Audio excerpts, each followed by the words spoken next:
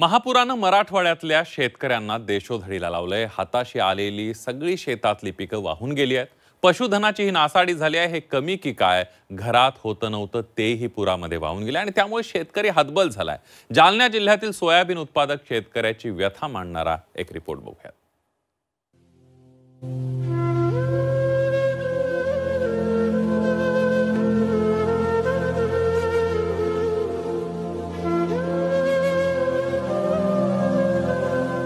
काय करायचं, इतकं पाणी म्हणलं पुरडा माल सुद्धा येत नाही। शेत इथं आहे, घर तिथं आहे, घर सुद्धा उरलं, घरात पाणी शिरलं, बकऱ्या वाहून गेल्या, 4 बोकड्या वाहून गेला। आम्ही काय करायचं, लेकरं बाळांना लेकरांना काय खायचं?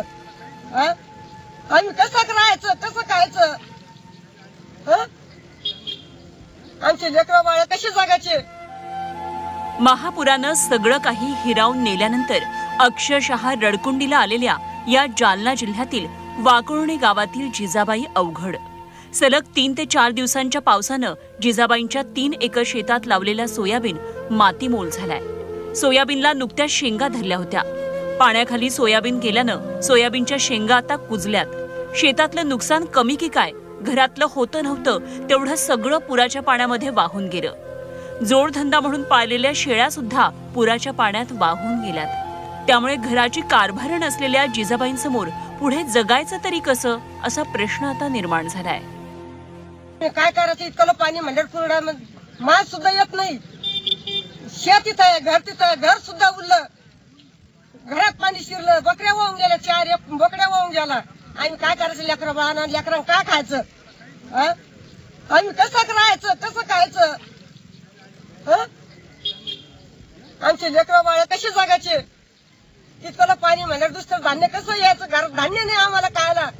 सरकार तुम्ही मोय बाप आहे, आम्हाला कसं करायचं, कसं जगायचं तुमच्या हातात आहे। रक्ताचं पाणी करून शेतात सोयाबीन पिकवला, कर्ज काढून पाऊण लाख रुपये शेतीत टाकले। यंदा पीकही चांगलं आलं होतं। दिवाळीत सोयाबीनची काढणी केल्यावर वर्षभराची बेगमी होईल असं वाटलं होतं, पण पावसानं त्यांच्या सगळ्या मेहनतीवर पाणी फेरलंय।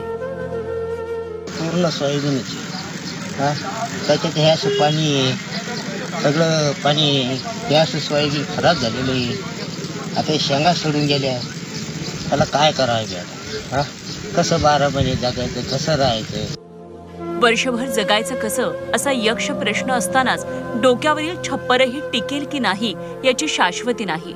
पुरामुळे घराला तडे गेलेत, त्यांचं राहतं घर कधीही कोसळण्याची भीती आहे।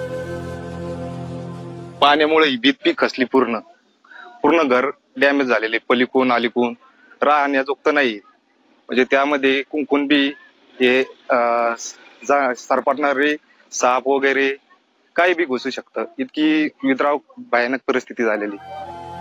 अवघड दाम्पत्याला भेटून स्थानिक आमदार नारायण कुचेंनी भेट दिली। आमदार विचारपूस करायला आले म्हटल्यावर शेतकऱ्याला देवच आल्यासारखं वाटलं। आमदारांनीही अवघड दाम्पत्याला घरकुल आणि नुकसान भरपाई देण्याचं आश्वासन दिलंय।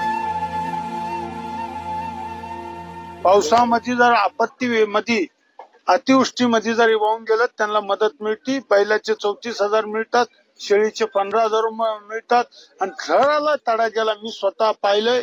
मी त्यांना दोन्ही भाऊ, 2 मुलं आहेत, त्यांना ते आजारी आहे। बाईच्या ज्या भावना आहेत त्या मलाही समजल्या।